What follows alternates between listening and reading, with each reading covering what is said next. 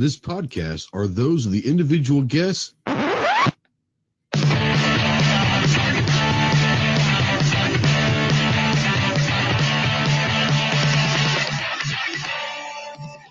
you're a sensitive snowflake that may get easily offended, then turn this off immediately. If you want to hear the real truth about the gun culture, then stick around. This is the Armed Citizen Podcast. What is going on, my Go Squad? Welcome to the Armed Citizen Podcast Live. This is episode 105. We are streaming live, as always, on YouTube and simulcasting, as always, over on gunchannels.com. By now, if you haven't figured out what gunchannels.com is, I really don't know how to help you. Please crawl out from under the rock in which you live. It is a wonderful 2A community started by gun owners for gun owners to have conversations just like this. Tonight, we've got some special guests. We're going to have a great conversation about the NRA board meetings that happened this past weekend, and then talk about some different things that happened that time. And then also, if we have time with Rob, talk a little about Save the Second. But let's run through the room real quick. We've got from Arizona, we got the Godfather himself. What's up, G? Hey, thanks for the invite. Looking forward to the conversation. This will be a fun one. And from Texas, the tactical leprechaun himself. What's up, Clover? Hey, doing well. Good to be here. Let's rock it. Let's rock and roll. And out of Massachusetts, we've got a special guest who has been a big part of the 2A community with sitting on different committees. He's a life member of the NRA. He's worked on the local and state level politics for a while. We welcome our good friend, John Green. What's up, John? Hey, thanks for having me. Absolutely. And the other guy over here, he's so photogenic that the camera shuts off on him and mutes himself all the time. But he is a camera hog himself, Rob Pincus. What's up, Rob? Hey, I have lost audio, but I assume you can hear me. I can hear you just fine. Yeah, can you hear me at all? How weird is that? But I'm kind of catching the echo because John Green is actually hosting me for courses this year. I can hear you through his phone. We're going to call it good enough. I'm going to figure out what's going on with my little ear pods here, but I'm glad to be here tonight. Well, I know that StreamYard is still working on some of the technical sides of the mobile side of things. And I've had the same issues when I go mobile. It's really weird sometimes with it, and it does kick you out just like that. So I'm sure he'll come right back in. And it did that to me a couple nights ago with Clover, that it kicks you off sometimes. So, but we're going to start going on, and I want to bring John in real quick and kind of discuss it to people about what you have been doing, what you are doing, and what you did this past weekend. Doing a lot of shooting. We've got Rob up here this week doing a fundraiser for one of the state associations we work very closely with. But historically, we've had a great opportunity to work with National Shooting Sports Foundations, their range advisory committee. Been with the NRA for 25, 30 years, life member, training counselor for them. And you know, we have to be advocates. We have to be advocates. We have to police our own, and we only want the best of the organizations that we support. Yeah, and I know that you were there at the meetings this weekend, and you were hosting some courses. I want to bring Rob in and kind of talk about when you were there working with John and everybody else that were there. Kind of talk about the preliminaries of what you were hoping to accomplish while you were at the meetings this weekend. Yeah, so John, unfortunately, was not at the NRA board meeting, but I was, and John's been hosting courses here in Massachusetts. I actually left Virginia, went up to the Live Free or Die event in New Hampshire, caught the very tail end of that, dinner and drinks with some of the guys, and then headed straight to Massachusetts, where John's been hosting me for almost a decade now to support the state gun rights issues here. We do it as a fundraiser, so it's been a really good week so far, 2 perfect days. But last week, headed down to Virginia, joined by several members, joined by one of the founders of Save the Second, Ron Carter, one of our other board members, Andy Lander, who was a longtime NRA employee, and several other members by the time we got to the big board meeting on Saturday. And we were really trying to accomplish 3 things. The first of which we did accomplish, actually, we completed the accomplishment in August, which was getting a bylaw proposal onto the agenda for the board meeting this year. And that was a bylaw proposal to require a minimum attendance from the board members. So at least 2 of the 3 board meetings every year be attended by the members of the board. And we didn't think that was that big a deal. We were kind of surprised. I think everybody's been surprised that there is no mandatory requirement at all for board members to show up. Obviously, that means that the status quo will continue, right? If new board members don't show up, if the current board members don't show up and actually take action, then only the ones that are sort of the most invested or the most rewarded for being there are the ones who are active. So that was of concern to us.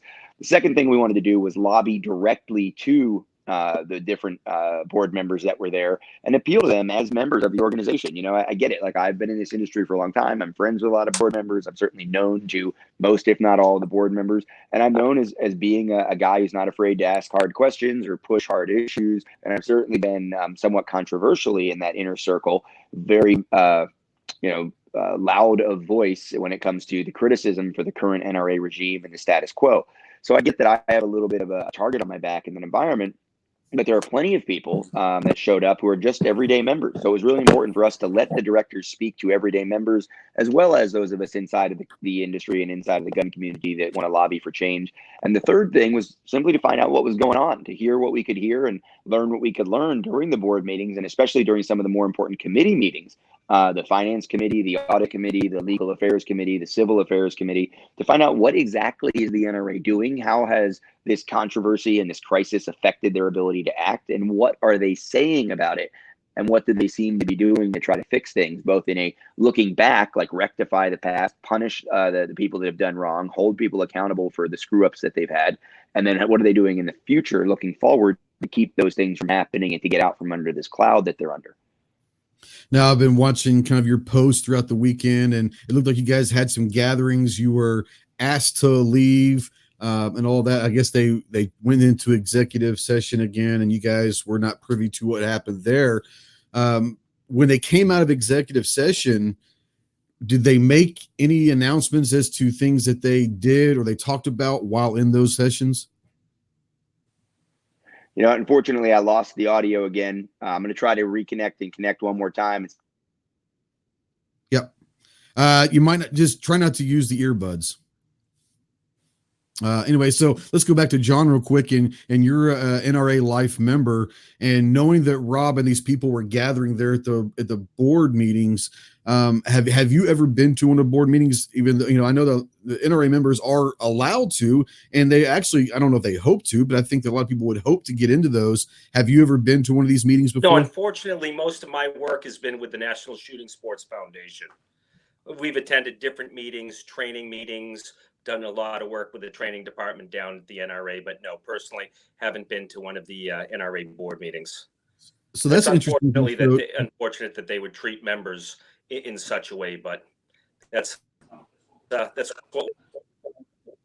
Yeah, and it's interesting that you were on one of the committees for the NSSF for a long time. I don't know if you still are or not, but explain to that, since you have inner working of an organization like that on a committee, how typically do those work when you go in? Do you have an agenda, or do you guys bring up new business? Just so we can understand how those committees work. Yeah, certainly. We're going to start off the meeting with an agenda, and that's going to include the treasurer's report, the president's report, old business, new business. You know, we follow Robert's Rules of Order. Yeah. Now I'll bring in Rob back in. Can you hear me now, Rob? You good? Okay. I know that they went into executive session. You guys were asked to vacate the meeting space. When they came back from executive session, did they happen to announce anything that they did or they talked about, or they try to keep everything secret?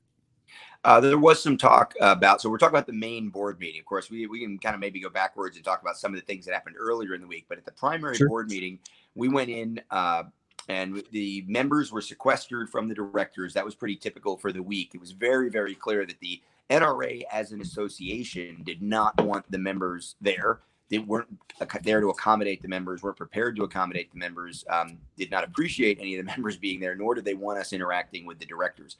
We were not allowed to cross certain lines. We were kept in a kind of a pen area most of the time. Some directors obviously did come talk to us, because there are plenty of directors who are who've been very vocal about the need for change, the need for transparency, the need to be more open and trusting of the members, the need to work with the members, listen to the members. But as an organization, it was very clear they didn't want us there. So there was an announcement that they were going to take a 15-minute break. And when they came back in, they would probably go into executive session. And it was pretty much a foregone conclusion that that's what was going to happen. But I also knew that potentially several directors might be able to raise their hand and object to that. So what we did was we just sat there and waited. Well, the directors went out. They came back in 10 minutes later. Security came over and said, well, they're about to get started. Y'all need to leave. And I said, well, John just mentioned Robert's Rules of Order, right? So I said, well, I don't, they haven't gone into executive session yet. Did they do that in secret? I mean, that's a full board has to approve that, right? Well, they're going to, so you may as well leave now. Now, this was now the third day of, basically bullying, intimidation attempts by the security of the NRA. This is NRA staff security. It's not hired cops. It's not the hotel security. These are NRA staffers that many of us have known for years. And they were smug and condescending and I say intimidating in that they were trying to, get us to leave. And some people got up to leave and I was, whoa. Hold on a second. And several other members spoke up as well. Second security guard came over and said, come on, guys, you know how this works, executive session.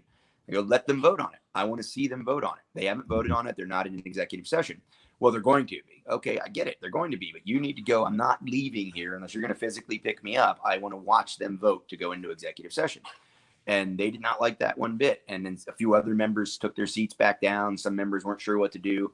One of the security guys walked off and came back and okay, but that's all they're going to do is vote on executive session. That's fine. We're willing to wait. We'll sit here and watch them do it. I want to look them in the eye when they kick us out.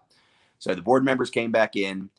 It was amazing. It was typical choreography, playing the game of Robert's Rules of Order. Charles Cotton called the meeting back to order. He said, well, we're obviously going to need to go into executive session here. So without objection, let's go ahead and talk about doing that. But first, we need to have William Brewer and his team stay, and we need to have Jason Wime and his team stay, and we need to have this invited guest and this invited guest and this invited guest. You can all please stay, but we're going to need everybody else in the room, which was the handful of members there.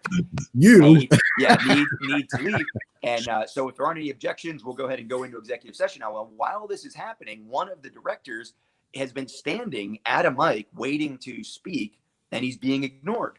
And he raises his hand, and finally he raises his voice because the mic's turned off. And this is one of the directors, right? So finally the chair recognizes him, and he says, I object to, going to executive session right now. There's several items on the agenda that we need to talk about that we should be talking about in front of the members. Do we need to go into executive session? Should we talk about this?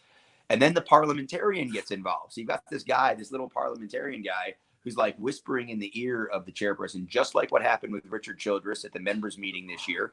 And he's telling him, well, he can't object unless he does it this way or that way or that way. Well, guess what? Ted Nugent is not a master of Robert's Rules of Orders. So he did not have the parlance down. And he just said, look, I don't have some parliamentary rule or reason why. I'm just telling you, it seems like there's members here. We shouldn't be kicking him out. He wrote a very scathing letter that Newsweek reported on yesterday or the day before to all board members, calling for transparency and calling on the NRA as a board to trust the members and be more transparent. And that's what he was saying. So they sort of played Robert's Rules of Orders games around him. And the parliamentary, what was interesting was Charles Cotton, who I think he's sincere, right? At the end of the day, he was actually trying to coach Ted Nugent through the objection or through the introduction of a motion to not go in. And he was trying to say, well, can we put it to a vote? And the parliamentarian actually is cutting him off as if to say, no, you can't even let him speak because he doesn't know how to use the terminology right, which is exactly how they play these games. So eventually they had a vote on going to executive session very, relatively quickly. There were no objections. It didn't pass to stay in open session, and we were asked to leave. Okay, so we left. So we went and had lunch. Maybe it was 2.5, 3 hours. Then they came back in the open session. When we came back in, there really wasn't that much said. There was one more video shown, very, propaganda kind of video. Everything's great. Everything's awesome. Don't believe what you hear. One of the videos they showed before they went into the first executive session was downright awkward, like Communist Party awkward in the way they portrayed Oliver North and Ackerman McQueen and how Wayne's the hero for, opening up the books and getting to the bottom of all this. It was really awkward. The one thing that came from that second session was the bylaws committee report on our petition-driven agenda proposal. So we had almost triple the number of signatures we needed in a very short time to get a bylaw change proposal onto the agenda. So our bylaw proposal was, again, this idea of minimum attendance. They had the audacity. I'm still like processing some of this, right? And every time I say it, I'm more incredulous that they actually said these words out loud. They needed to defer the report and thereby defer the vote while they researched the merits of the proposal. So what does that mean? They need apparently the NRA bylaws committee needs to research the merits of having the board members show up to board meetings. I just can't believe they say and do these things when they know people are watching. They know me. They know this is going to get reported. They know we're going to be talking about this on podcasts and in the media. It's going to get written up in the papers. I'm going to write about it. STS is going to write about it. Lots of people are talking about this stuff. I'll be speaking at Gun Rights Policy Conference next week, but they thought it would be a good idea to make it incredibly difficult for members to attend and then tell us that our voting member supported petition drive to ask them to please make it so that there's a minimal attendance for board members so that we can hold them accountable for what the NRA is doing. They need to look into that and see if that's a good idea or not. Because they won't vote on it, because if they won't go all the way to vote no, because that makes it too obvious. But they will say they need to think about it a little bit. Yeah, they tabled it, and it sounds like the elitism when you've got crazy Uncle Ted, and there's a lot of me that doesn't really one way or the other think one way or the other about Ted Nugent. But it is nice to see that Ted is doing everything he can to talk about transparency. And then now you've got what is seemingly he puts himself as one of the largest voices out there in the media. Now you've got him against the other board members. I don't know if that's a smart move for the NRA to really jab at Ted Nugent. So like you said, they're playing with fire. They're going to have to, see what happens. I want to go to Clover. Oh, exactly. I want to go to Clover. Clover, so he's got a question for you guys. Yeah.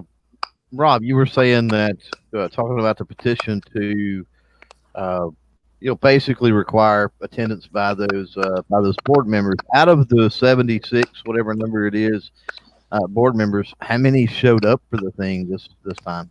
Do you know? What's amazing about this is obviously there's people that come and go from the room, and there's some people up on the dais that are holding the positions of leadership and like that.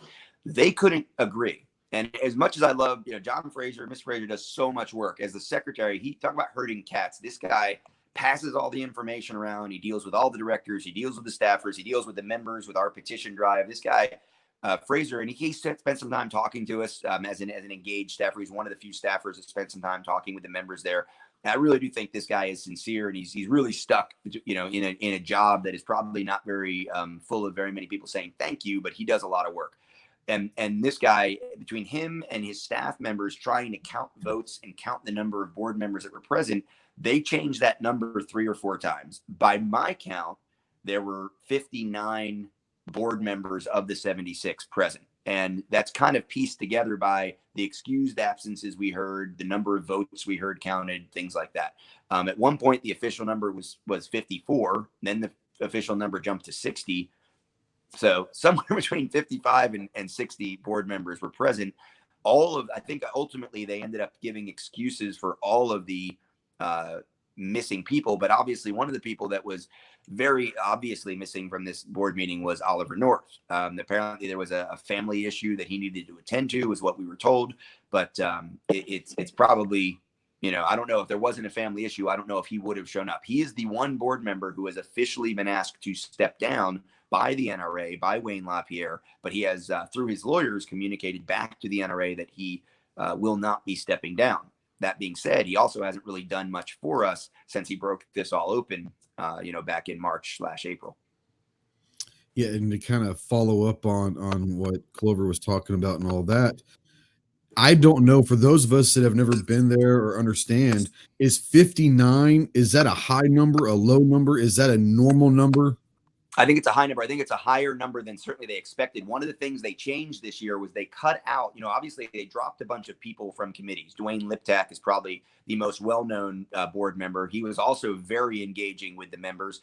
He, Ted Nugent, and Christy Titus were singled out by the chairperson of the meeting at the very end for having talked candidly, that was the word, during the executive session. So they were thanked for their candid comments and thoughts during the meeting. And obviously we don't know what those are, but we can certainly guess because now, Newsweek has shared the leaked transparency letter from Ted Nugent. People look back, I get Ted's a controversial guy, right? If you look back, a couple of months ago, Ted actually posted one of my Save the Second videos, reminding people that, we all have a duty to do here, and we are the gun lobby, right? As NRA members, especially, and the board works for us. He posted that. And I think Truth About Guns ran an article. Did Ted Nugent just come out against Wayne LaPierre by supporting what Save the Second's doing? Ted and I have talked a lot. We have been friends for over 20 years. I get it. Like, some of the stuff he says is controversial. I actually found somebody reminded me of a post I made a couple years ago where Ted sort of apologized for some of the divisive language he's used and that the country needs to unify and this kind of thing. So when I see a guy who's really had an epiphany, this was the first time he's attended 2 board meetings in a row ever. And he's been on the board. I think he's gotten more votes than any other human being ever to be a board member, right? Over the many years, he's been one of the top 2 or 3, if not the top elected board member by the membership. So he knows that he has a lot of influence inside of the NRA membership and a lot of strong voice. He's a very well-known, obviously, personality inside and outside of the gun community. So for him to be taking the steps he's taking is being seen as very controversial. And I think a lot of people inside the board for many months were lobbying him not to come out publicly, not to make it obvious that he was concerned. But one of the things that he has said to me, and I think he's said several times now, is he realizes that he thought his job was to go out and do the things he does. He thought his job was to represent, the hardworking American guy, the blue collar person that goes out and hunts and owns guns and counts on the NRA. He's out there making a splash in the media, talking to the, more liberal people, the more pro-gun control people, or the more not gun literate people inside of the music world and inside of the media world. He figured that the lawyers and the businessmen on the board were taking care of the lawyer and the businessman. And he was wrong. He realizes now that that was a bit of a naive situation. And the fact is that that's what the NRA current status quo, that's what they want. They want guys like Dean Cain. They want people like Christy Titus. They want Kim Rhodey. They want Julie Golob. They want Ted Nugent. They want Carl Malone to just go out there and be ambassadors. Don't really get involved in the business stuff. Just go out there and be ambassadors for us. And that's a great disservice to the members, because being on the board is a job, right? And it's interesting that Kim Rhodey, again, like a shooting celebrity, she didn't show up for the board meeting. Carl Malone didn't show up for the board meeting. Dean Cain didn't show up for the board meeting. And we've had Julie Golob and Morgan resign, another couple more celebrity members of the board. So, really, you can give Ted a hard time for a lot of things, but he has really stepped up over the last couple of months in terms of his obligation to the members as a board member. And I think his own personal realization of what it means to be on the NRA board.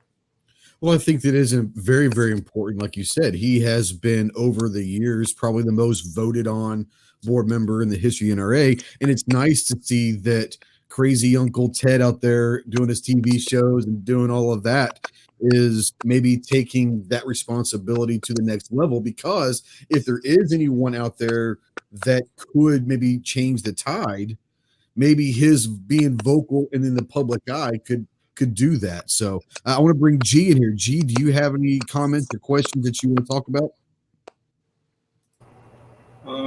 I guess I was wondering what happened at the meeting. Like, you talked about that they had gone into executive session. Do they talk about the result of the meeting? Like, are there bullet points or some kind of notes or anything? Because the reason I'm guessing that they, or at least this time around, the meetings are going to be addressing the actual legal issues and the issues they have in New York and with, well, the PR, to say the least, right? I think the problem is they're sort of pretending the PR issue doesn't exist, except for the propaganda and attacks of the anti-gunners and Bloomberg and George Soros. I mean, the things that we heard said were amazing. And again, another member, not someone with STS, but another member who has an extensive experience serving on boards and being involved in nonprofits, he really did compare the beginning of the meeting to a Communist Party meeting where everyone who got up took, a moment of personal privilege to please. Let me just say that if it weren't for Wayne LaPierre, we wouldn't have guns in this country, and if it weren't for Wayne LaPierre, let's all remember why we're all here. Wayne LaPierre. And it was an amazing display of sycophancy and ass kissing. Is he there? Yeah, he's sitting right there on the stage sucking on. In fact, so here's an interesting moment that tells so much about. And I don't know if it would have happened this way if the members weren't there. And if we made one impact, it might have been this moment. Wayne LaPierre gets up. He introduced Jason Wime, who's serving as a temporary or acting director for the Institute for Legislative Mastery. He says, and I'd like to make this official. Jason's been doing a great job with his team. He is now officially the head of ILA. And everyone cheers, and he gets up, he shakes Jason's hand, who's sitting near the podium. And Charles Cotton just about knocks somebody over trying to get to the mic to remind Wayne LaPierre that he's not allowed to do that, that is the job of the board. And I mean, people laughed, but also there was a lot of looking around and a lot of looking at the group of members sitting there because, yeah, that just happened. That literally just happened. Wayne LaPierre stood up by proclamation and said, this is permanent. Let's make this real. Congratulations. So glad to have you on the team. You've been doing a great job. And the board, hey, I'm actually kind of surprised they did it. It was almost like, I wonder if that parliamentarian told him he had to, because the parliamentarian's just like living in Robert's Rules world and not thinking about the optics. The optics were pretty obvious. Wayne didn't give a shit what the board thought. He didn't ask the board. The board did not do this. He did it by proclamation. And then the board actually had to have this informal, quick, rapid vote. Like any objections, who's in favor? And okay, now it's official. And then they kind of laughed it off and said, okay, now it's for real. But it was 1,000% clear that this is how things have been going for so long. And, when I showed up on Thursday, they actually tried to kick me out completely from the meetings. They let me check in, and it was described today in a Talking Points article, because I talked to one of the reporters there. I sat down. I was kind of trying to get my bearings. I sat down, started drinking a glass of water or Red Bull, whatever I had. And I was trying to figure out what the timing was. I knew I was during a lunch break on Thursday when I arrived. So I checked in, got my pass, and I was trying to figure out where to go to get the meeting agenda for the afternoon. And security walked up to me and the way I described it, the way it felt was as a police officer, the way that I would walk up to a guy who's like publicly intoxicated, trespassing, looks like trouble. And we got a call that he was harassing people in the parking lot. That's how I got approached by NRA staff security. Hey, Rob, I need you to come over here with me. And then introducing me to another security guy. Hey, I want you to meet Eric. And I'm like, what's your name? My name's Jim. Okay, Jim and Eric, what's up? We need you to step outside. Okay. And I'm not giving him any excuse to kick me out for real anyway, right? So it's like, well, okay. And you got your credentials. You made your point. You can come back Saturday morning. Are members not allowed to go to committee meetings? So the board meeting Saturday morning. Well, I understand that, but my understanding is that members of the NRA, which I'm a life member, which they just checked my credentials, are allowed to attend these meetings. One guy walks off. They come back reluctantly. Okay, you can come back at 1:30. Okay, can I get an agenda? No. Is there an agenda posted anywhere? We don't know. Which room are the meetings in? It'll be in one of the rooms here. You'll know when you come back. When I got there, I was told what chair to sit in. You can sit here, Rob. Security sat next to me, and I was not allowed to leave my chair to interact with the board. Now, if anybody knows anything about parliament procedure, any attendee is supposed to be able to approach the chair and say, hey, I'd like to speak, or I have a new business agenda item, whatever. Anybody who's entitled to attend. I was not allowed to approach the chair. I was not allowed to, leave the little box. Now, plenty of the directors that I've been friends with and other people that are there, I've heard them come over and talk to me. And I actually, at different times, asked some directors who are friends and friendly to our movement to ask the chair if I could speak. And I know for a fact that was done in the finance committee meeting, that the chair was told that I'd like to address the room, and they didn't even bring it up. And one of the sore points for a lot of the members was, everybody, including the catering staff at the hotel, got huge shout outs and thank yous at just about every one of these meetings. At no meetings were the members who showed up to express concern or interact with the directors, at no meeting were we even acknowledged, let alone thanked for showing up and caring. And that was very telling as well. It's scary to me, like you said, that the backlash, the PR stunts and all that have happened are, just, they don't happen to them. They just don't acknowledge it. It's like you said, it's a propaganda machine, almost to the point of the Cold War, how we did and Russia did. It's, forever growing up, I thought that all Russian women were 350 pounds and ugly. And then I realized, oh my God, they're gorgeous. But that's the propaganda machine. It's scary to me that the fact that whether or not they acknowledge it or not privately, to sit there and absolutely publicly just admonish anything that's been said or done since Indianapolis, well before, but at least at Indianapolis after the whole Ollie thing is just ludicrous to me.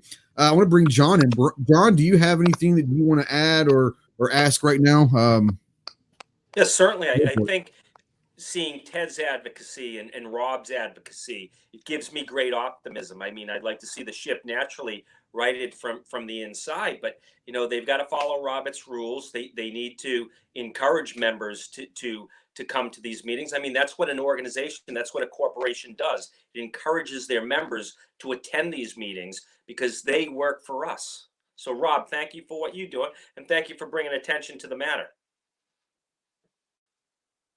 Now, John, you've gone through this in other organizations related to the gun rights fight. Maybe talk a little bit about that, because you've seen kind of this, how bad this can be and how hard it is to fight the fight to right these kinds of situations. Certainly not easy at all. You lose relationships, but you also gain relationships in the process. Where integrity fails, that's the fight of the lifetime. But when you have good people involved, then, like I said, it gives our annual members, our paying dues members, optimism that we can make a stronger NRA. Yeah, and I want to go back to what you were saying earlier, Rob, and we all have personal friends that have resigned from the board in the last few months, and for different reasons. And they're going through issues that I try to get Tim on, but Tim's not able to talk about a lot of stuff at this point, and I understand that. Julie did what she could for as long as she could, and then enough was enough type thing. But you made a statement earlier, Rob, that said that they seem to be aware of the movement, and the movement, from what I'm gathering, is maybe to save the second. A lot of gun owners, whether they're members of the NRA right now, I am not.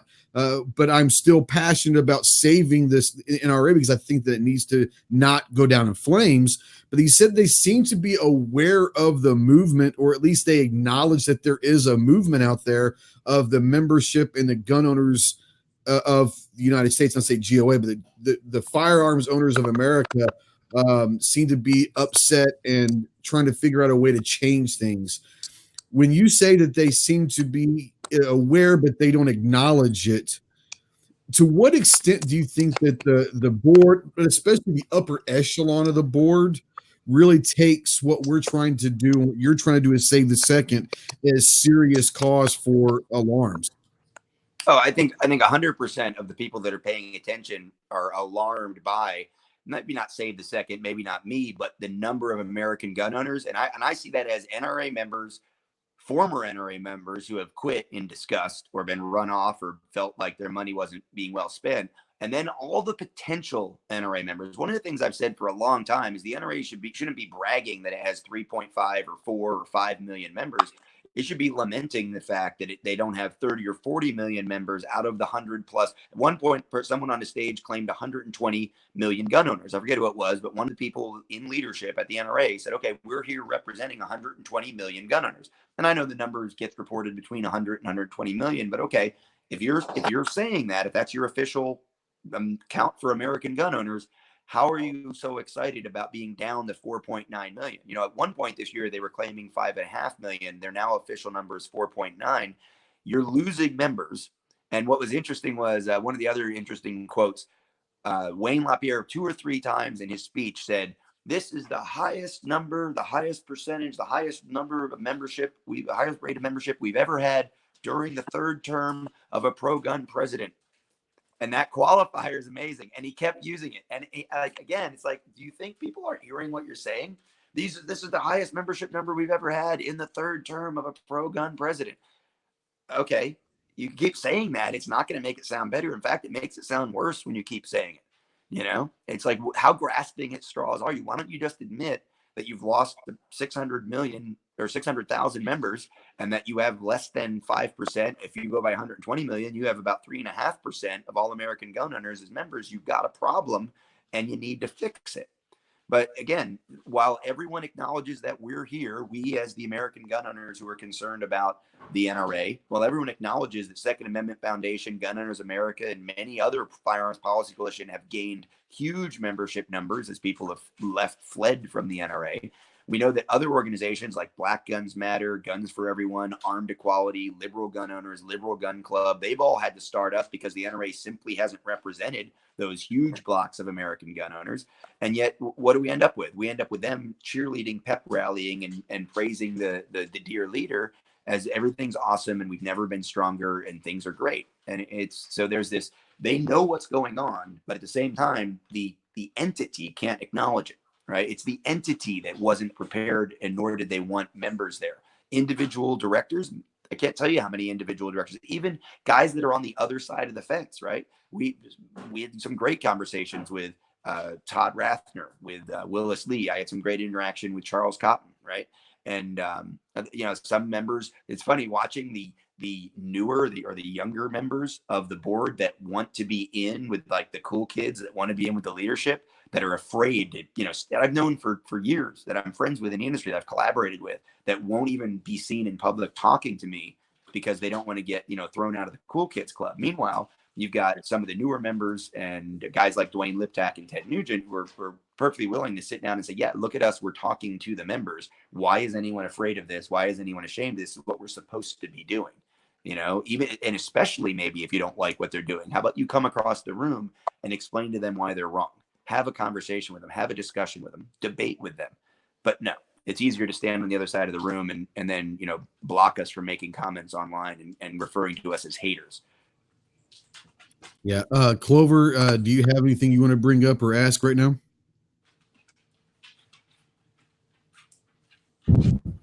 Yeah, if I can get the duck unmuted here. Well, I mean, we haven't talked about the Marion Hammer thing yet, and I know Budget out there was asking if Rob or Save the Second has a response to her diatribe. Yeah, we have an official response. If you go to the blog at savethe2a.org, there's an official response from one of our founders talking about that specific attack piece where they attacked us. They attacked Alan Gottlieb of all people and the Citizens Committee for the Right to Keep and Bear Arms. Just amazing, the audacity, the disconnect that this woman has. There's a couple interesting things about Marion Hammer. First of all, like Ted Nugent, this is the first time in a long time, not first time ever for her, but the first time probably since the 1990s that she has attended 2 board meetings in a row. So that tells you a little bit about the urgency that they're feeling, that she is bothered to show up twice in a row.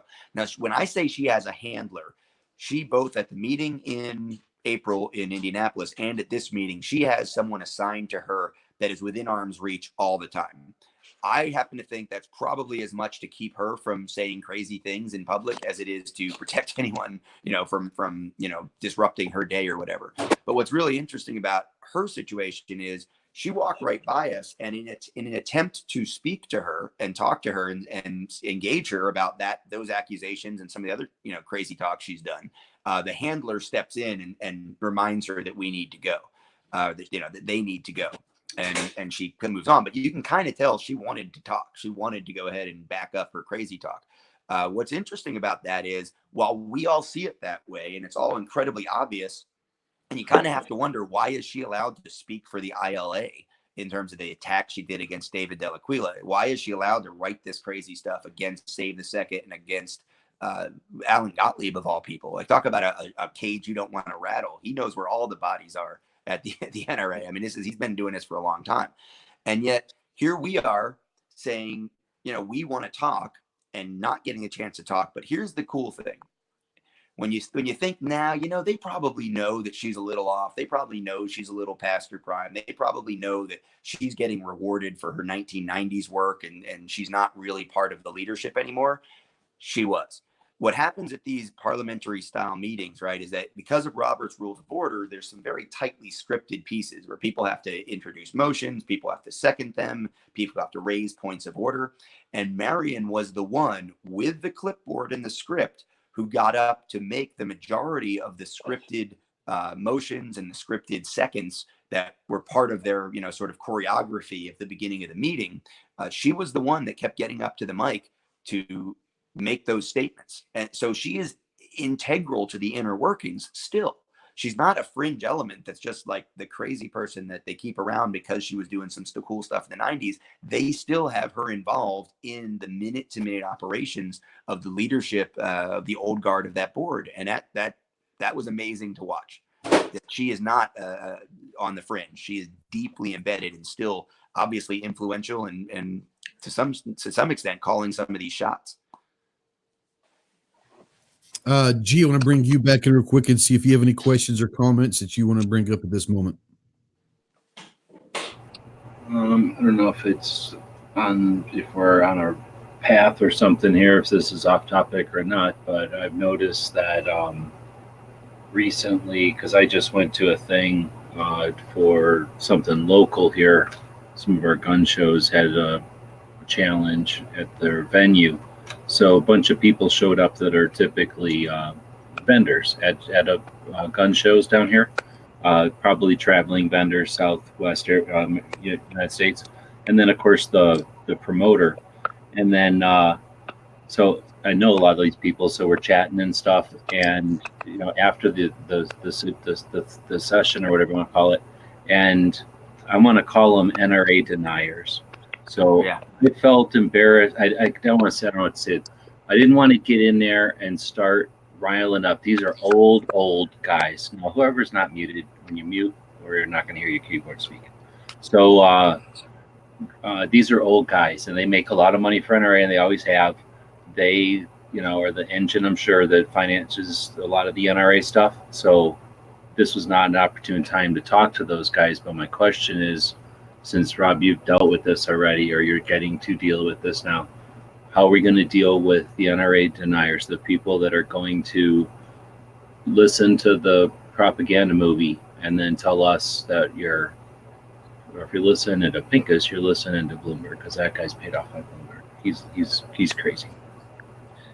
Yeah, I think we may not convince some of those people. And again, let's go back to the idea of 4.9 million NRA members and between 100 and 120 million American gun owners. We don't need them. If we don't need Charles Cotton, we don't need Willis Lee, we don't need Marion Hammer, we don't need Carolyn Meadows, and we don't need those guys either. We don't need the people that are still living in a fantasy land where the NRA is apple pie and mom and baseball and nostalgia, because it's just not true. The NRA is a dysfunctional organization.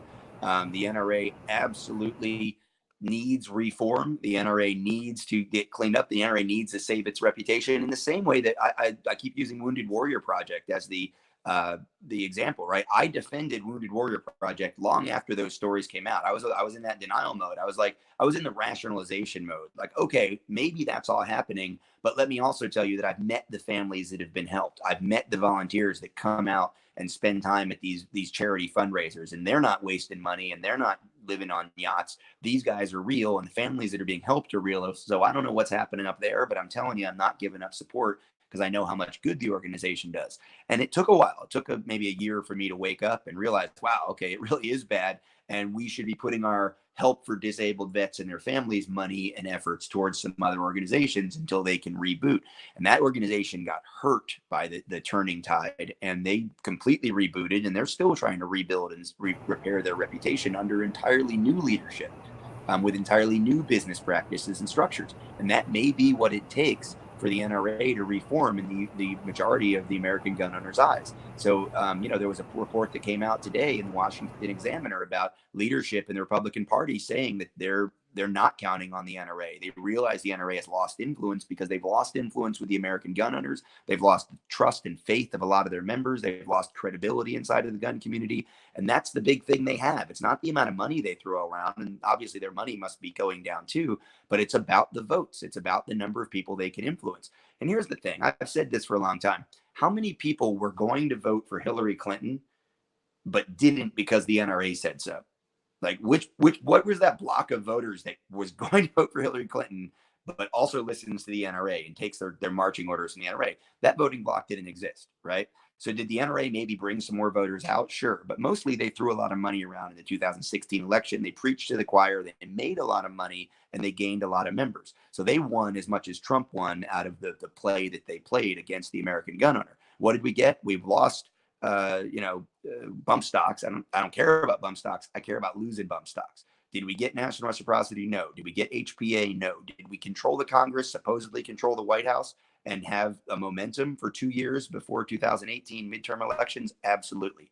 We got zero return on our investment. You can talk about the judicial branch. I get it. 150 federal judges plus 2 Supreme Court seats, maybe a third by the time Trump's done, maybe as many as 300 federal judges. Is that going to be a long-term effect that Trump obviously helped our causes and the causes we probably care about the most more than Hillary Clinton would have? Absolutely. But the investment the NRA made, they did not get the return that the American gun owner wanted. And we remember that.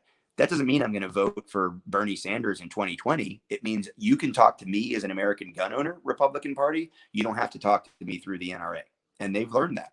And that's going to hurt that organization. There are plenty of other people out there willing to do the work, willing to carry the load for the American gun owner without skimming off the top. And you guys know I said I had to go after 30 minutes. I'm 45 in. I got to jump on to another call. November 2nd, the Rally for Our Rights. November 2nd, Capitol Hill. There's going to be a Second Amendment rally that's not aligned with any organization. We're trying to get 15 or 20,000 people to show up in Washington, D.C.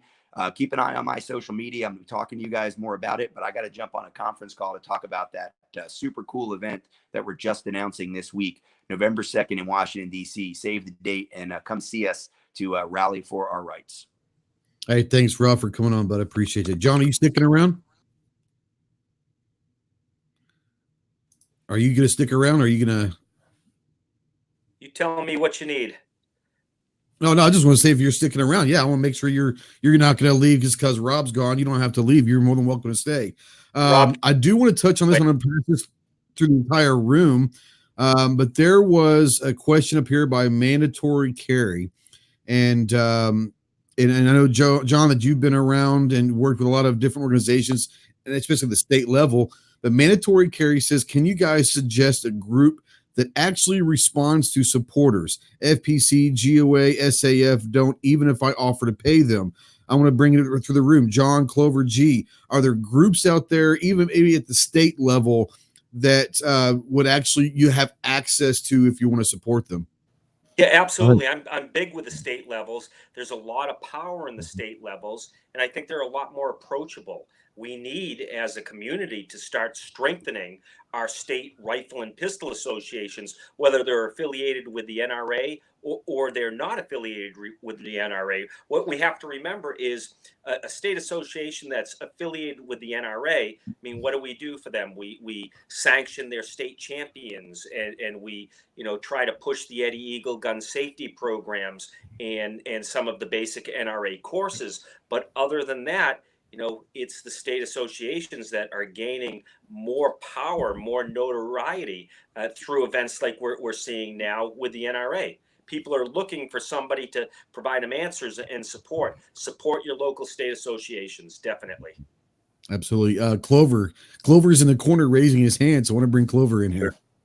I want to first echo what John said. I mean, I think so. I think that, it works the same way. These organizations work very similar to the way our government structure works. And, local government, always is the most. I'm sorry, I can't hear anything Clover's saying.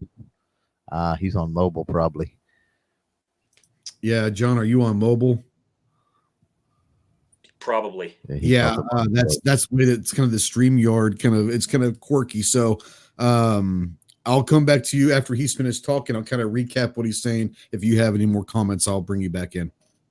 Thank you. If like I said, it's the local governments, municipality level, county level, stuff like that. You have a lot more impact, a lot more accessibility, and all that stuff. Your big organizations, like John mentioned, is going to work the same way. That said, I mean, I do have a comment, and I'm not pointing a finger at whoever you said asked that question. Not pointing a finger, but I do see a trend. I see something that aggravates me, and I talk about this pretty doggone regular. And what are you trying to communicate to those organizations? Because a vast number of people out there, it seems all they want to do is gripe and moan and complain about, well, we need to fight this and we need to fight that, and we need, oh, well, this is coming up. What are y'all doing about this? Oh, y'all didn't, rally with this. Y'all weren't able to stop this bill. Y'all weren't able to fight this in court. Negative, negative, negative, negative. And you don't acknowledge, call them up and say, hey, just want to say thank you for stopping that anti-gun bill. Just want to say thank you for that not seeing the light of day. That was awesome. And I think that's an issue. I think that a lot of these organizations hear a lot of griping and moaning and complaining rather than, hey, we realize that you are winning these small battles here, there, and yonder, and we want to say, good job, pat on the back. My money is obviously, dues, whatever is being well spent. So I would keep that in mind when communicating, even on the state level, no matter who it is. Throw some positive in there as well. Don't be the gloom and doom negative person. Yeah. I don't know. Did you hear any of that, John, at all? I didn't. Sorry. Okay. Basically what Clover was saying is a lot of the organizations that people are trying to contact, most of the time when they contact them, it's something negative. And you can only take so many negative emails and negative letters before you just kind of ignore the negativity. And he brings up a great point saying, if you're going to contact them, if you want to bring up some of the negative, you can, but let's also remember that even if it's a small, win or a small victory, it's nice to acknowledge maybe some positive things that these organizations are doing to where they're not always on the defensive. If I'm summarizing, Clover, and I'm wrong, I apologize, but I think that's kind of what you were saying. Yeah, you're good. John, do you have anything that you want to, I mean, human nature, we want to praise in public and discipline in private. I've worked for state associations for the majority of my life, and there's a lot of negativity out there. But I tell you, when you get that one member or citizen community member that says, hey, listen, I attended one of your events and thank you very much for what you do. Boy, if that's just not fuel to go on and continue the fight. So please, everybody, a lot of negativity, but find that bright spot and thank these volunteers, thank these people that are sticking their necks out, because it's a tough time. It's an absolute tough time. Yep. G, you've been doing this for a long time. Are there any organizations that you've had personal dealings with that seem to be very open to conversations with their members? All right. Well, you're all over the place with this one. So organizations that are open with I'm just asking a question. Was asking the thing. Yeah. No, I hear you. But you started this with, Pincus left me kind of disheartened with his answer there, but he had to jump out, I guess. And then you jumped into this, talking about the organizations and addressing that question. You can follow up on whatever if you like. Yeah, go for it. I'm trying. So you're addressing this question on who do you jump ship then? NRA's not doing it for you. Who do you jump ship? Who do we throw our $30 at? So I don't want to discount what y'all said. What y'all said was accurate and correct. But you just said, how many times have I been through this? I don't know, too many times. It's a cycle. And I'm sick of doing the same thing over and over again. And you don't win anything by throwing $30 at an organization. You throw $30 at an organization, and everybody should be life members, and, you know what I mean? These organizations ain't our heroes. Doesn't say, blah, blah, blah in the Constitution, as long as there's organizations that do it for you. Every one of them has some skin in the game or some reason for this whole thing to keep going. I guess you could look at it that way, but none of them can do what we all can do. And we're not better if we have a bunch of organizations doing everything and all we do is throw money at it. Then when the organization fails, what do? None of us knows any skill. None of us has any ambition. Nobody has any experience with it. So going back to Pincus's answer to the NRA, I'm never going to say let's throw the NRA away.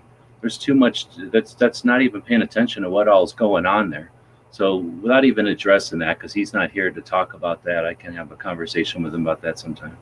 But this idea of jumping to another organization, if it's going to help us, what's going to help us is working together as gun owners and realizing that this epidemic of gun violence is nothing new. This is simply a new strategy that the antis are using to move their Overton window or to, nibble or to slippery slope, whatever you want to say. It's just the inevitable yin and yang. There's always going to be people that think whatever we got now ain't good enough. It's horrible because it's wrong. I hate you. So whatever you like, I don't like. It doesn't matter.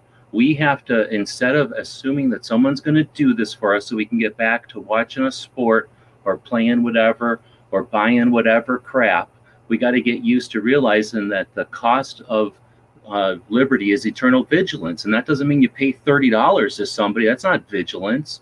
So to let the NRA fall apart, there's 3 museums. I keep going back to these because I like museums.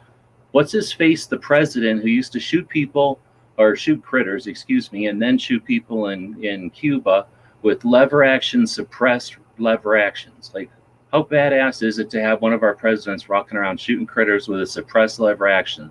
Well, that's sitting on a wall of the NRA museum.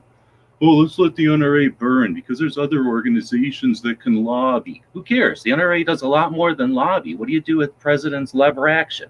Is that going to go to the highest bidder? Who's the highest bidder?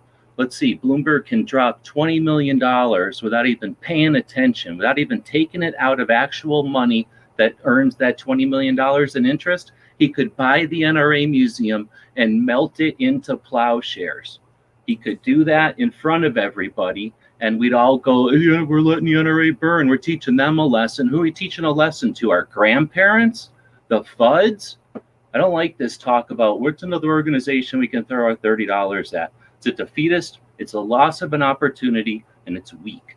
I'm sick of this. It's not the first time we've been in this rodeo. Did we all forget 2013? Did we all forget 1994? Did we all forget 1968? Some of us weren't alive back then. So we should be pissed about 1968. We should be pissed about 1986. We should be pissed about 1994. We should be pissed about 1996. We should be pissed about 1921. We should be pissed about 1934. And if you don't know what all those dates are, whatever, go learn some dates. But I'm not going to answer a question on who we should throw $30 at. I think that's there you go. Clover, I know you wanted to get tapped in. Go for it. Great point. Yeah, I mean, echoing on what G was talking about, not throwing your money and you say you're done. I mean, a lot of people do that in the political arena now, and that's kind of why we're in the pickle we're in, is because they'll cast a vote and then they're like, I did my civic duty, I voted. And no, I mean, vigilance is your civic duty, not just voting. So it works the same with this. And there's 2 aspects, and G hit on this, and that's when I was like, oh, I got to get in here, because most of the people that watch these types of shows on a regular basis, most of the people that are members of these organizations that really follow the political leanings as it pertains to 2A, the 2A topic, most of these people are tunnel visioned in a horrible bad way. And I've got to challenge everybody. I do that all the time. I challenge you to step out of that tunnel vision, because there's 2 components here, and you're not realizing one of those components, which I contend is a more important component than the political component, and that's the societal and the community aspect of things.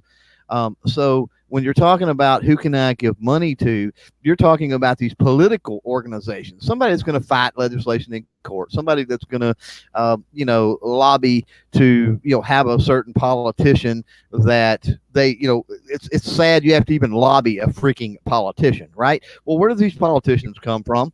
Right? They come from society and the community. So if we would buckle down, if we would become, instead of, or on top of giving our $30 a year or whatever it might be to a particular organization, how about you get involved with scouts or 4-H or some type of youth shooting sports? How about you nurture the next generation and bring them up understanding the value of the Second Amendment? How about you get involved with something similar to what Tony Simon does in New Jersey? They're in the belly of the beast, bringing people into that fold and getting people familiar with firearms and what's going on. That's a whole other dynamic that the vast majority of people are completely overlooking with things. You're so hyper-focused on this political thing and what Trump said and this politician and Crenshaw said this and Feinstein is the devil and this, that, and the other. Step back, look at the bigger picture, and understand that firearm ownership, the Second Amendment, all of that has been woven into the fabric of this country for many, many, many years. And it may morph and it may change colors the same as any fabric. You can dye that fabric and you can wrinkle that fabric and you can even rip that fabric and have to sew it back together. But at the end of the day, I think it's there.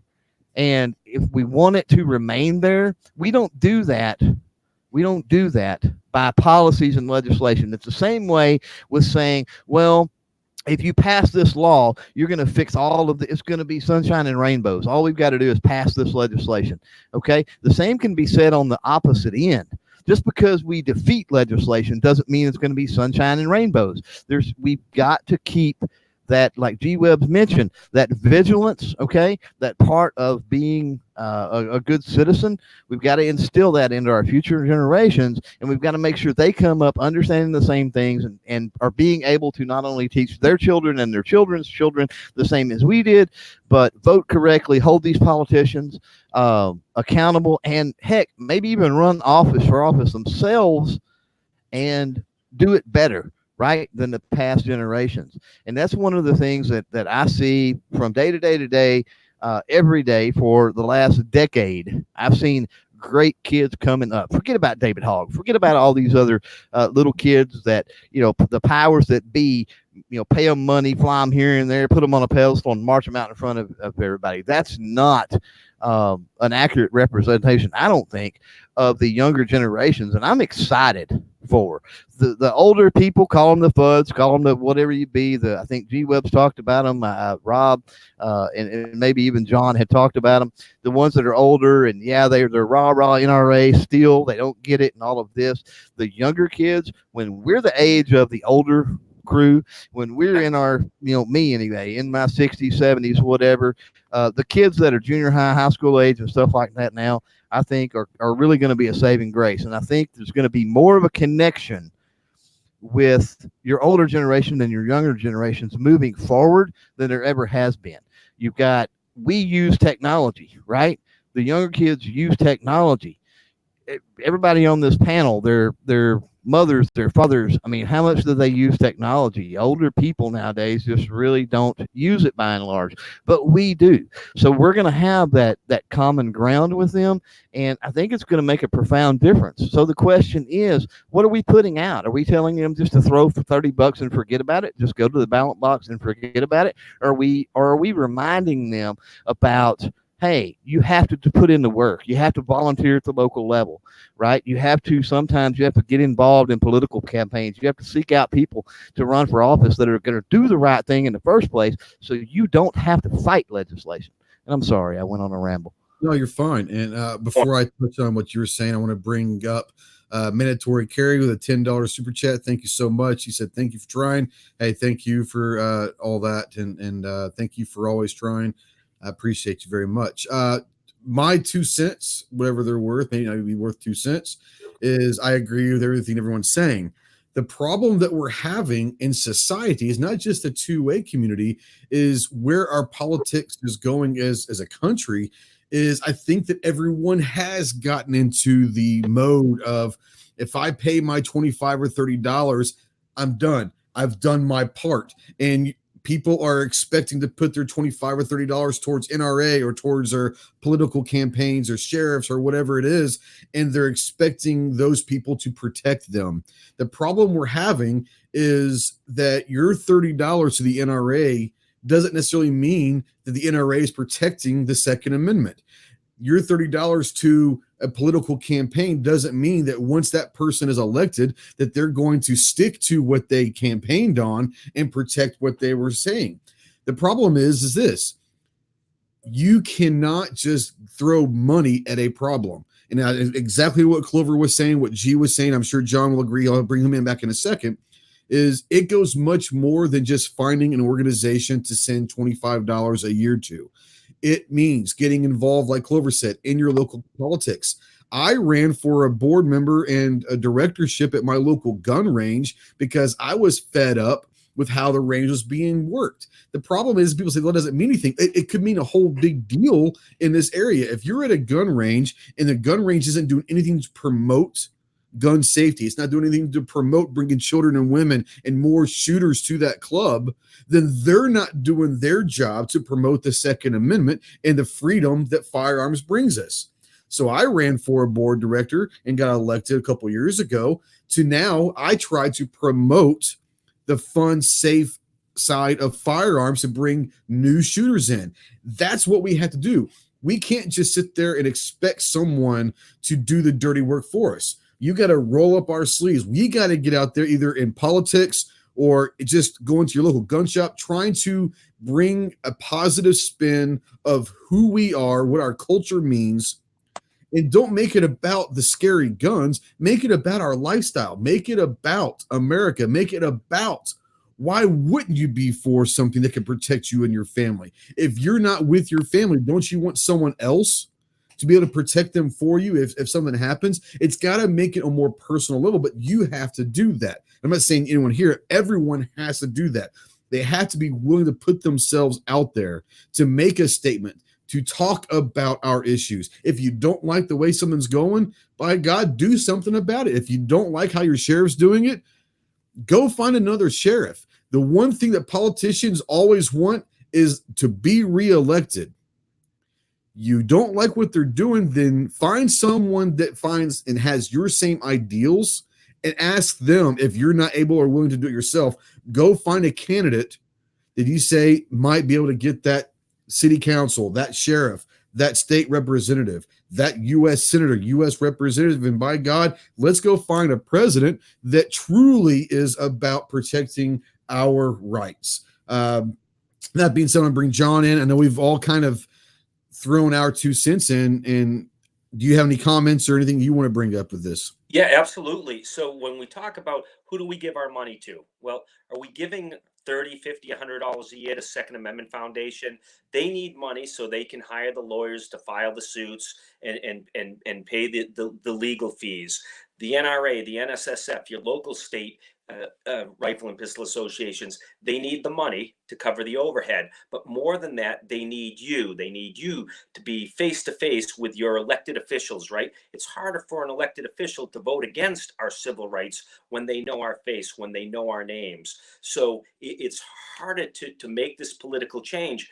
These organizations, not the ones like Second Amendment Foundation, they need our labor. They need our money to pay the payroll, to make the rental overhead. But more than that, again, they need us to take the information that they're giving us, i.e. a potential bill, and use that information to contact our state reps and our state senators to say, hey, I'm with you on this bill, or I need to talk to you about this bill because I don't think you have all the information. It's harder to be an advocate, but we need advocates more than ever. Yeah, and I've been talking about this for forever. What people don't realize, especially at the federal level, your state senators and your U.S. senators and your U.S. representatives, they by law are required to spend X amount of days in their district and to have open office hours. We talk all the time about emailing and calling your representative and your senators. Absolutely. Don't stop. Continue to do that. But you really want to find out the truth about someone, you go and get a meeting face-to-face with your senator or your representative. Look them dead in the eye. Ask them, what do you think about the Second Amendment? How are you going to protect my rights in the Constitution? And if they squirm and if they look away from you, that's your answer right there. Look them dead in the eye and have them look you dead in the eye and tell you what they think. And if they lie, there you go. That's the answer for you. And even more than that, 2, 3, or 4 people from the local gun club. Don't go in and visit these elected officials one-on-one. Bring 3 or 4 of your family or your friends in. It's pressure, but they start to realize that, hey, I'm the person that's going to keep you in office, or I'm the person that's going to work like hell to get you unelected. And there's power in that. Yeah, like I said, the biggest thing that politicians these days want is to be reelected. You dangle election in front of them. Clover G, anybody else, anybody in here that you guys want to bring up anything or touch on anything before we start talking about the end game? Nope. All right. So, go ahead, G. Go ahead, G. Nope. I was just going to say nope. Okay. So let's kind of go through. I'm going to start with John. And John, are there any projects that are out there that you're working with or working on that you want to get out into the public that maybe people might not be aware? Go ahead and plug anything that you want to make sure people know about. Yes, certainly. I work with the local state association out of Massachusetts, and we are trying to get our members to meet one-on-one or two or three at a time with their local officials. We're facing a lot of red flag legislation here in the Northeast, and that's something that we should all be very concerned about. But at the end of the day, an individual needs to become an advocate more than ever. 100%. And thank you so much for jumping on, man. If you ever want to come on, man, just let me know. We'd love to have you anytime. And there's so many different things we talk about. So, and it's not just always NRA or always political. We like to have fun and talk all sorts of stuff. So if you ever want to come back on, we'd love to have you. Love to be there. Thank you so much, guys. You got it. G, what about you? What do you want to plug into your projects right now? Individual freedom and liberty. Here, here. They were asking where you're from. He's from Massachusetts. So if you in the Massachusetts, and you're wanting to get involved somehow at the state level or in your local level, get a hold of John. And if he doesn't know, he probably knows someone in the Massachusetts area that can then probably get you wherever you're going to need information on. So, Clover, what about you? You got anything going on you want to plug? No, I mean, I'm going to end on something that was, I don't even remember where it was out there in the chat, but a couple of things. Number one, it says folks don't talk anymore. That's absolutely correct. I watched some stuff. I don't know if anybody out there, you're probably familiar with old Simon and Garfunkel tune, Sound of Silence, and Disturbed recovered that, of course, or covered it, I guess. And very interesting approach to that. And they said, well, what it talks about in the song, they're praying to the neon god they made and all this, and they were talking without speaking and listening without hearing, and that's technology. I mean, that directly correlates, and that kind of struck a chord with me when I had I watched a video kind of walking through and explaining some of that. And so it speaks to what they're saying out in the chat about people don't really talk anymore. And yeah, I mean, that's why we say don't be a keyboard warrior. Get out in the community and talk the talk and walk the walk and volunteer and be an example. So that's number one. And then there was also another comment out there that struck a chord with me that said we need to get more people into shooting. And yes, I will agree with that in a broad spectrum. It was Screaming Skull Saloon. I'm looking at it right now that said that. I agree in the broad spectrum, but we don't have to actually get them into shooting. All we got to do is move them enough that they're okay with us shooting, right? So how do we do that? We do that by being great examples and ambassadors when it comes to being firearm owners. We're knowledgeable, we're educated, we're friendly, we're approachable, all of these things. And then, at some point, maybe they want to become a part of that community, and yes, then usher them in and get the new folks into the actual, firearm community, be it hunting or shooting sports or personal protection or whatever it might be. Absolutely, but don't get discouraged because you can't move somebody from, well, they're on the fence. I just don't know about all this. All you got to do is get them to where they respect your rights to be able to do it. And once you've got them that far, we're good. If they come any further on their own, great. But that's really all we got to do. Oh, I muted myself. Yeah. The biggest thing that I want people to take out of tonight's chat is this is not anything that one person can do. And it sure as hell not something that one person can do by throwing 25 or 30 bucks.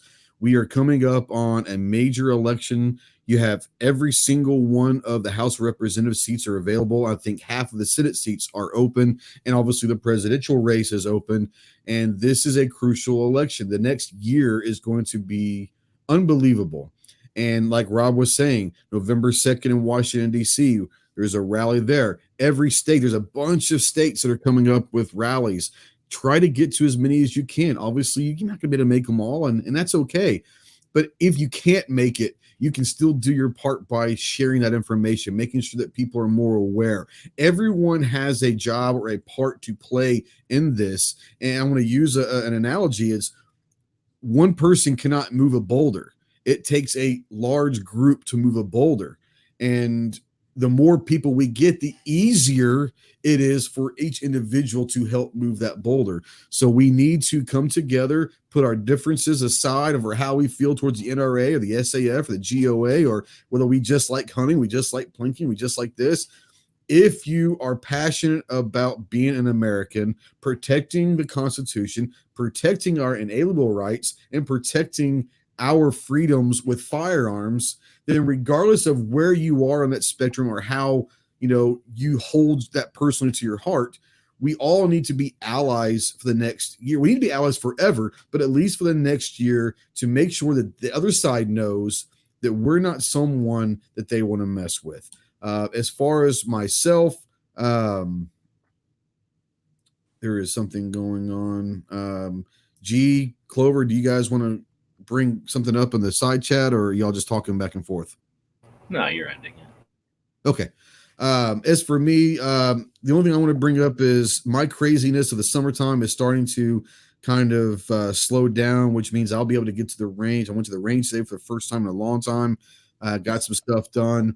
I've got a series that have been requested for about 6 months now. We're talking about training and instruction, that we're going to start a series of instructional stuff that for people out there that want to maybe get better at and get more mechanically sound or more tactically involved into defensive shooting and personal defense.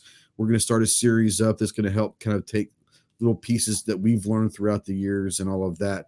So the first one's going to come out tomorrow. It's about talking about the benefits and how to properly shoot from behind cover.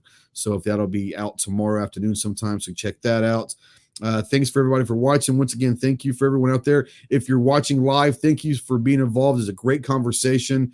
If you're watching or listening in podcasts or in replay, please, if you have any more questions, go ahead and use the comment section below and we will try to answer them. If it's something that I can't answer, I'll make sure I get that question to John or G or Clover or Rob. Please go check out Walk the Talk America. Please go check out SaveTheSecond.org. Please go check out every organization that is trying to do anything and everything to protect the Second Amendment rights of our citizens. So there are a lot of people out there that are doing some great, great work. And please go out there and I see that G says that only cowards shoot from behind cover. Well, that's okay. So there you go. But no, thank you guys for always watching. Appreciate everyone for communicating out there. Thanks for the great questions. And we shall see you soon. And especially next Tuesday night live, the Armed Citizen Podcast Live. Thanks again, as always. And John, we don't get out of here. If you want to stick around after we go get off air, we sit around and talk for a little bit off air. So if you want to stick around, don't feel like you have to leave. Until then, you guys, we'll see you. Practice. Okay, there you go. Bruins. There you go. Until next week, guys, we'll talk to you soon. Simplify.